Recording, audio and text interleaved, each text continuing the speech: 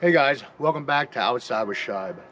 Today, I'm going to go over this gem that I found. I actually got it set up. If you guys see my shorts, did a short the night that I got it, and the next day, I already made a modification. So, I'll give you a little walk around of this thing, talk about it, and give you a little information that I found out about it. So, yeah, so stick with me, we'll get right to it. All right, now that I have my mics hooked up, this is a 28-foot conveyor. It's made by Sam Mulkey company. It's a number 507. And it's, as far as I know, is built in the 50s or 60s. Late 50s, early 60s. So it's definitely seen some time, but it's in really decent shape. I picked this up. It was about an hour drive to go get. And like I said, it's a 28-footer, but there's a 4-foot section here I could take out to make it a 24-footer. Then there's an 8-foot section right here that I could take out and leave the 4-foot in and have a 20-foot conveyor. So I might do that down the road. Right now I just want to see how it works with the splitter. This is not a permanent setup for this. So down the road it'll be a different setup, but the way I have the round situated right now, that's why I have it set up like this. So let me give you a good look at what I did. Now, if you guys seen my short, you know I made a modification already. So this conveyor had an electric motor on it.